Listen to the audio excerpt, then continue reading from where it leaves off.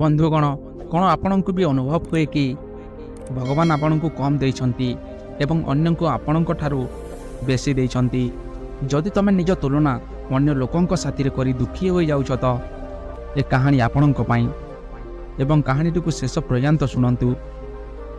ଗୋଟିଏ ଦିନ କାଉଟିଏ ଗୋଟିଏ ଗଛରେ ବସି କାନ୍ଦୁଥାଏ। ସେ ଗଛର ତଳେ ଗୋଟିଏ ବୌଦ୍ଧ ସନ୍ନ୍ୟାସୀ ବସିଥାନ୍ତି। ସେହି ସମୟରେ ସେ କାଉଟିର ଆଖିର ପାଣି ସେ ସନ୍ନ୍ୟାସୀ ଉପରେ ପଡ଼ିଗଲା ଏବଂ ସନ୍ନ୍ୟାସୀଙ୍କ ଧ୍ୟାନ ସେ କାଉ ଉପରେ ପଡ଼ିଲା।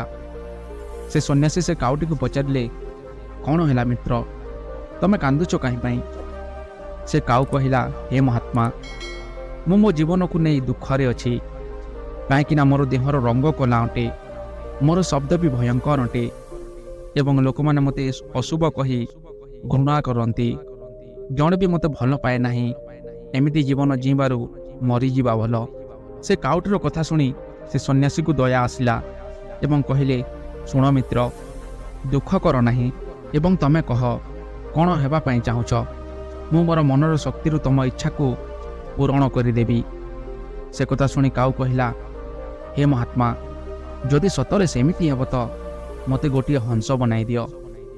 ସେ ସନ୍ନ୍ୟାସୀ କହିଲେ, ଠିକ୍ ଅଛି, ମୁଁ ତୁମକୁ ଗୋଟିଏ ହଂସ ବନାଇ ଦେବି, କିନ୍ତୁ ପ୍ରଥମେ ତୁମେ ହଂସ ନିକଟକୁ ଯାଇ ପଚାରି ଆସ କି ସେ ତା'ର ଜୀବନରେ ଖୁସି ଅଛି କି ନାହିଁ। ଯାଇକି ଆସ, ମୁଁ ଏଠାରେ ହିଁ ଧ୍ୟାନରେ ବସିଛି। କାଉ ଉଡ଼ିକି ହଂସ ପାଖକୁ ଗଲା ଏବଂ କହିଲା, ହଂସ ମହାରାଜ, ତୁମେ ବହୁତ ସୁନ୍ଦର ଅଟ। ତୁମ ରଙ୍ଗଟି ଗୋରସ ପରି ଧଳା। ଲୋକମାନେ ତୁମକୁ ଭଲ ମଧ୍ୟ ପାଆନ୍ତି। ତୁମେ ତୁମ ଜୀବନରେ ଖୁସି ଏବଂ ସନ୍ତୁଷ୍ଟ ଅଛ ନା? ସେ ହଂସଟି କାଉଟିର କଥା ଶୁଣି କହିଲା, ନାହିଁ ମିତ୍ର, ମୁଁ ଖୁସିରେ ନାହିଁ, କାହିଁକିନା ମୋର ରଙ୍ଗ ଧଳା ଅଟେ। ଏ ଧଳା ରଙ୍ଗ ତ ଲୋକଙ୍କ ମୃତ୍ୟୁ ପରେ ଉଠାନ୍ତି ଏବଂ ପିନ୍ଧନ୍ତି। ମୋର ହିସାବରେ ଶୁଆ ଏ ଦୁନିଆରେ ଖୁସି ଏବଂ ସନ୍ତୁଷ୍ଟ ପକ୍ଷୀ ଅଟେ, କାହିଁକିନା ତା ପାଖରେ ପ୍ରକୃତିର ସବୁ ପ୍ରକାରର ରଙ୍ଗ ଅଛି। ମୁଁ ବି ଭାବେ କି ମୁଁ ଗୋଟିଏ ଶୁଆ ହୋଇଥାନ୍ତି। ଏ କଥା ଶୁଣି ସେହିଠାରୁ କାଉ ଉଡ଼ିଗଲା ଏବଂ ଶୁଆ ପାଖରେ ଯାଇ ପହଞ୍ଚିଗଲା ଏବଂ କହିଲା, ହେ ଶୁଆ, ତୁମେ ବହୁତ ସୁନ୍ଦର ଏବଂ ରଙ୍ଗୀନ ଅଟ। ଲୋକ ତୁମକୁ ବହୁତ ପସନ୍ଦ କରନ୍ତି। ତୁମେ ତୁମ ଜୀବନରେ ଖୁସି ଏବଂ ସନ୍ତୁଷ୍ଟ ଅଛ ନା? ସେ ଶୁଆଟି ମଧ୍ୟ କହିଲା, ନାହିଁ ମିତ୍ର, ମୁଁ ଖୁସିରେ ନାହିଁ, କାହିଁକିନା ମୋ ଠାରୁ ବି ବେଶୀ ରଙ୍ଗ ମୟୂର ପାଖରେ ଅଛି ଏବଂ ସେ ନାଚିଲେ ଆକାଶରୁ ବର୍ଷା ହୁଏ। ମୁଁ ଜାଣିବାରେ ମୟୂର ଏ ଦୁନିଆରେ ସବୁଠୁ ଖୁସି ଏବଂ ସନ୍ତୁଷ୍ଟ ପକ୍ଷୀ ଅଟେ। କାଶ ମୁଁ ବି ଗୋଟିଏ ମୟୂର ହୋଇଥାନ୍ତି। ସେ କଥା ଶୁଣି ସେ କାଉଟି ସେହିଠାରୁ ଉଡ଼ିକି ମୟୂର ପାଖକୁ ଗଲା ଏବଂ କହିଲା, ମୟୂର ଭାଇ, ତୁମେ ବହୁତ ସୁନ୍ଦର ଅଟ ଏବଂ ତୁମ ପାଖରେ ପ୍ରକୃତିର ସବୁ ପ୍ରକାରର ରଙ୍ଗ ଅଛି। ଲୋକମାନେ ତୁମକୁ ସବୁ ପକ୍ଷୀଠାରୁ ଅଧିକ ଭଲ ପାଆନ୍ତି। ତ ତୁମେ ତୁମ ଜୀବନରେ ଖୁସି ଏବଂ ସନ୍ତୁଷ୍ଟରେ ଅଛ ନା?